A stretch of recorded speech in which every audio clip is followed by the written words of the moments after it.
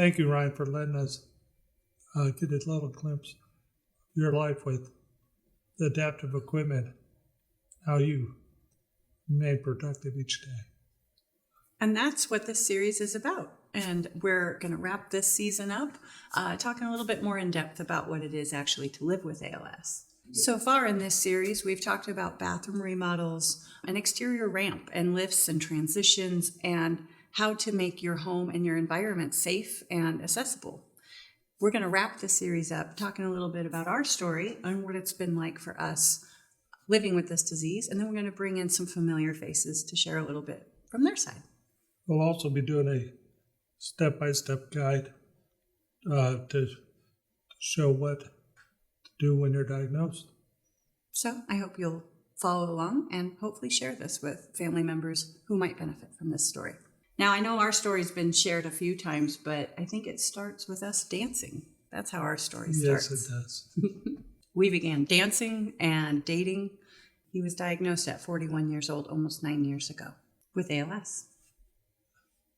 What was that like for you? It was, once you get diagnosed, it's definitely scary, and there's a lot of unknowns, but once you get past that initial shock, find out there's a bunch of resources and different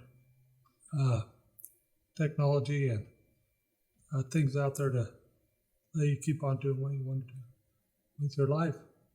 Be productive. We're not going to sugarcoat this. This isn't easy. There's nothing about this situation that's easy.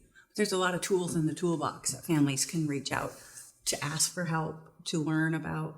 The more educated you are, the better decisions you can make with the resources and the situation you're in. Everybody's different. But our goal is to show that no matter what challenges you're facing, you live with an uncrushable spirit, and a great support system hopefully will help the entire family navigate what this looks like.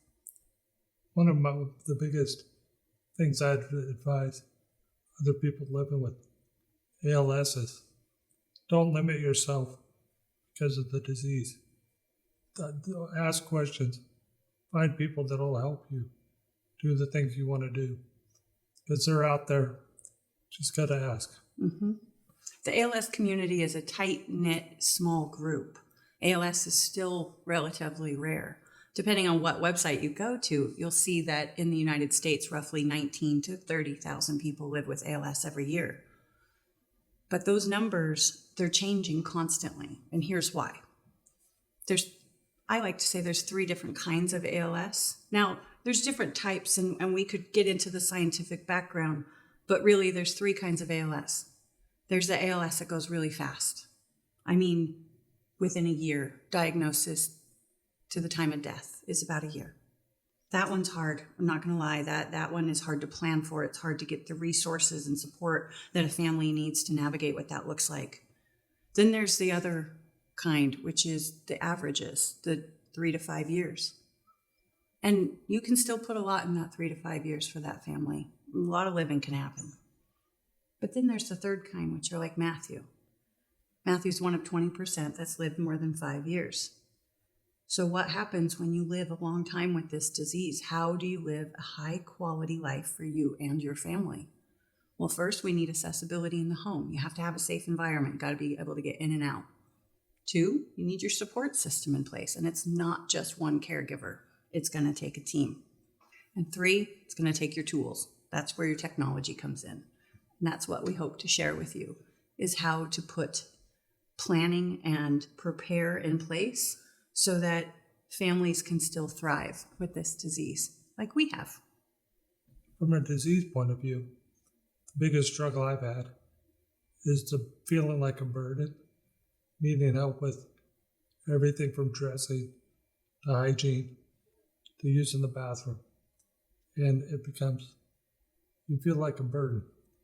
But having that teamwork around you and the people that care about you and tips and tricks that we share with you, making your life easier, really relieve a lot of that sense of burden. And I think I think if we were going to give advice to a family at the beginning of a diagnosis, we would say, one, a diagnosis is not a prognosis. So if the doctor tells you you have 3 to 5 years, Matthew's sitting here today and he was told he had 6 months to trach at his 1-year diagnosis mark. We're not there. Doctors don't know everything, right? But two, I will add to that, stay in touch with your care team, stay connected with your ALS clinic. It's really important. They have resources and they have ways to support you. 3, lean in on your family support, your community, your churches. Learn what people's skill sets are, where they can jump in and support and help you. 4, learn about the nonprofit organizations in your community that can help support you through this. Don't spend your precious resources on items that could be offered somewhere else. Example, the ALS Association has a series of loaner clauses around the United States. All the chapters have one generally. Reach out there first. Don't buy things if you can utilize them through the loaner closet. Well, I think one of the biggest things that I've learned is in seeing so many people diagnosed and meeting them, it's about all the statistics always talk about 3 to 5 years terminal illness, but that's 3 to 5 years of living, being able to do things with your family, go on adventures. Yeah, you may be in a wheelchair, but you're still out with your family doing things. So it's more about the living part than that end date. Yeah, and I think that's a really good point, is that I say this to my children all the time, life isn't fair. And this was the straw that we were given. This is the hand we were dealt. And, we've gotten to change a few cards here and there, but really this is our hand. And we're going to play it. And we're going to play it the best we can. And we're going to do it with as much laughter and love and hope as possible. And we hope you'll join us. And we hope that we can inspire many of you to lean in. It's not easy, but it's worth it. It is, definitely. One of the big challenges with ALS is finances. It usually doesn't take very long before you become disabled, qualify for Social Security disability, which can be very helpful, but usually isn't a whole lot of money for the amount of spending you need to do off the bat with the home remodels, accessible vehicles, and other technology to help you get through the day, such as power wheelchair for independence, Hoyer lifts, sit-to-stand ceiling lifts for helping transfer, for shower chairs that tilt and also can get over bidets. There's respiratory equipment, there's cough assist, there's nebulizers, there's suction machines, there's ventilation. Then we have all the tools that go with feeding tubes and what that requires, and just keeping the patient comfortable. So again, we talked about earlier that this disease is still full sensation. So even though they're unable to move, they still feel everything. So that means there's a lot more involvement on a caregiver's side of things, because there's adjusting and scratching and itching and things that need to happen consistently. That's where the emotional side of this disease comes in for families, is as they progress, they require a lot more hands-on attention, which can be really hard for families when they have small kids or don't get a break from that constant caregiving role. We've been doing this almost 9 years. We've learned a lot along the way. Some of the things we talk about is, we say build your tribe. And what we mean by that is, who are your friends and family and community who can come and help? What does help look like? If you don't have the resources to build a ramp, what organizations can help cover that expense? If you don't have the resources for a bathroom remodel or only a portion of the resources, what organizations can help offer those, the additional resources? What nonprofit organizations can help with copays for wheelchairs, for eye gaze? What institutions and companies are around that offer technology at a cheaper discount that's more intuitive if other technologies are out of reach? How do you travel? And how do you still have a grateful life even though you're paralyzed? One of the big things that I think that cannot be understated is you and your family have to be your own advocate. You have to know what you want. When you go to the doctor, go to ALS clinic, you got to say, I need a chair, I'm in danger of falling, or I need this, or I'd like to do this particular item and don't have the way to do it. So let those therapists, doctors work for you, get you the things, write you the prescriptions so that you can keep doing the things you want to do. We've talked about budgeting a little bit, and budget's hard because if you have veterans assistance, because Matthew is a former Marine, that changes things versus if you have Medicare versus Medicaid versus private insurance, depending where you live in the country, access to outside caregivers. One of the biggest issues in the ALS community right now is just finding caregivers that could come into the home because there's such a shortage. So at the beginning stage of the diagnosis, bring your family together and talk about what is this going to look like? What level of support can you have? Is there somebody in the family that can maintain the vehicles? Is there somebody in the family that can help with laundry and running errands and such? Is there somebody else, a friend or family member that can run the kids where they need to go? Never expect it to be one person that can manage it all. It's not fair, but it's also, it's not impossible, but burnout happens real fast, and that is real in this world. So lean on the people that have been through this before you and follow their journey and follow their wisdom and take what works for you to give you a full life. And one more thing about budgeting, and that is if you don't have the funds to do all of these things, figure out where your priorities are. So if you only have the funds to get a wheelchair accessible vehicle, but you wouldn't have the funds to get a ramp, try to use the organization to cover that. Now, if you don't have the funds in another capacity, you could do crowdsourcing. You could do a GoFundMe site. Many communities, many families that live far away want to contribute and offer support, but they don't know how. So sometimes you're going to have to nudge them along by saying, hey, gift cards would go a long way. Gas cards would go a long way. Paying for a housekeeper for a couple months would go a long way. Or GoFundMe site, crowdfunding to help get a bathroom remodel or an accessible ramp if you can't find those other resources. When we talk about family, talking about not only your siblings and parents, children, talking about your close friends and community support organizations, anyone that cares about you and can contribute in your care, part of your family. So utilize them to make your life, caregiver's life, a little bit easier. And like we like to say, we hope you'll live with an uncrushable spirit. We're here at the Adaptive Technology Center, and you might recognize this guy. We got a familiar face here, Jim Profit with Access Home, and he is here. We're going to talk about modifications from beginning to end. Are you ready? I am ready. Okay, let's pretend for a second that a family comes to you. They've given you a call. They're newly diagnosed. They don't really understand the disease themselves. Walk me through what an assessment and what those steps look like from your end. So from our end, we get the phone call. The first question is going to be, what is their timeline? How soon do they need things done? We're going to do a walk through the home. We're going to assess what is the entry coming in and out. Do we need a ramp? If so, how tall? What are the different options on a ramp? What are their main areas of living within the home?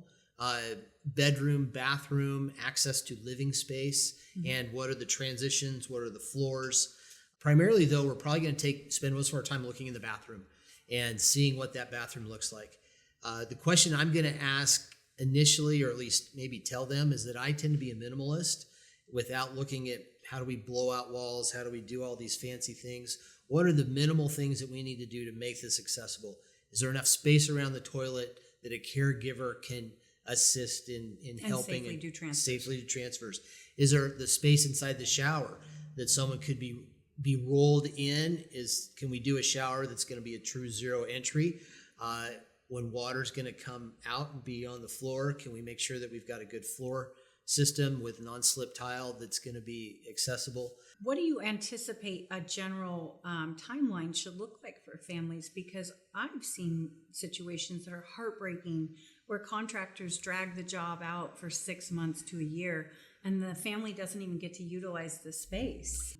I think it's important in the construction industry. Definitely, time is not always a major factor when it comes to moving projects along. It's like, well, it'll get done when it gets done, which is not necessarily a bad thing. But for someone in home accessibility, it needs to be addressed. And I think that if you've got a contractor that is looking at taking months out, they might not be the best fit for what you want to do. Or at least you can have the conversations and say, this is what our timeline needs to be. How can we accommodate this? And I think also when working with a contractor, we should ask for a scope of work and kind of an idea of what the materials used, what those costs are, and the labor breakdown, and about what they think it'll take for time. Make sure that if you're going to work with a company that they are licensed and bonded, and that there's a contract signed to really protect both sides of what that job, the expectations of it, so both parties are feeling good about this project. I think asking questions too on what the level of experience that contractor has, not just as a contractor, but specifically with home accessibility projects. Mm-hmm. If they've done a few, don't be afraid to say, hey, what did you do? How did it go? Don't be afraid also to say, what are some of the challenges that you've seen families have when you've gone through these projects? Mm-hmm. The more you can have a conversation with that individual that's doing the work, I think the better the process is going to go.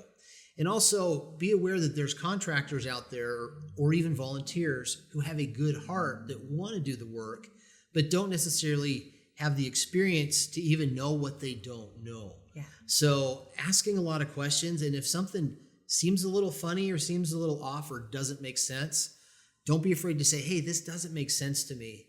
And you know what? They could also reach out to us on our website or email us, ask us some questions. We're happy to answer questions if anybody has questions along the way or any concerns that they might want to be talking to their contractor about and they're not sure. We're happy to be a resource for that. So don't be afraid to reach out to us as well. So you have somebody here we're talking about the care team and the importance of that. Yes. So the with importance ALS. with ALS is building your tribe, your care team. Part of that is family and friends and support that way. The other part is your medical care team, your interdisciplinary and ALS care team. Now, that comprises of a lot of therapists and specialists, but today we're going to do a little sneak intro to Dawn Fitzgerald, and she's here to tell you a little bit about herself. My dear friend Dawn is here. Dawn and I met years ago. She was actually a care provider for my husband.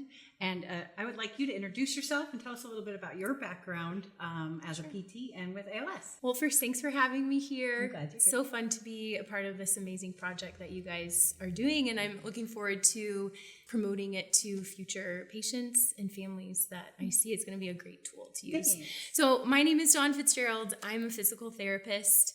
And I'm also board certified neurologic clinical specialist, which just means that I have additional experience and training working with individuals with neurologic diagnoses such as ALS. So I've worked in a variety of settings and seen individuals with ALS in all of those settings. So acute care, inpatient rehab, ALS clinic settings, and then also outpatient neuro rehab.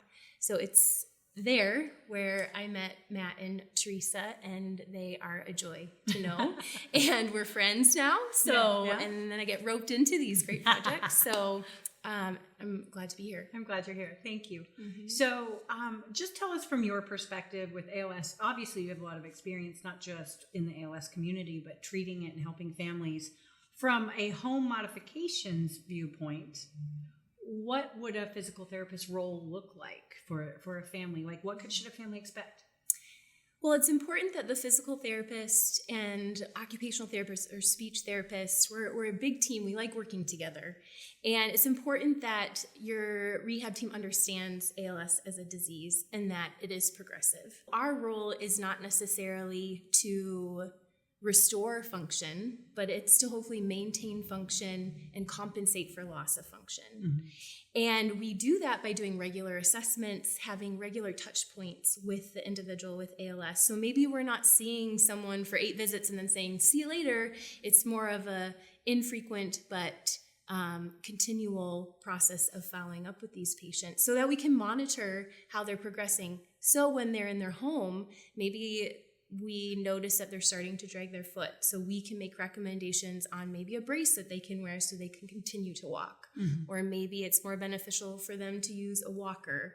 Or if they're having falls, we can get them connected for a custom wheelchair, or train the family on how to assist their loved one up off the ground, or make sure you have your fire department on speed dial and they know that they might need to help come and assist a loved one up off of the And floor. if you've watched any of our previous episodes, you'll know we've touched on these things already. And it is really important to be aware of that. The reason why we're doing this series is because of people like Matthew and I who were in our, mid-30s. He was early 40s. We had no background or experience with accessibility, handicapped, disabled, any of that world. It was just turning our world upside down and rearranging everything. So not understanding your care team, how to communicate with them, what their role is, can really add frustration to this journey. So really bring your tribe together. This is one of those people that are going to help navigate this journey for you. As we wrap up season 1, I want to give a big shout out and a big, big warm thanks to you, Jim Profit with Access Homes. Thank you so much. He has volunteered his time, his effort, his skill to be in these videos. So we just appreciate you so much for sharing your expertise. It's been an honor to work with you. Thank you. And Dawn, we're going to see a little bit more of you in the next season, because as we're building our team here, we want to be able to share the expertise with a care team, family, and how to really live and thrive with ALS.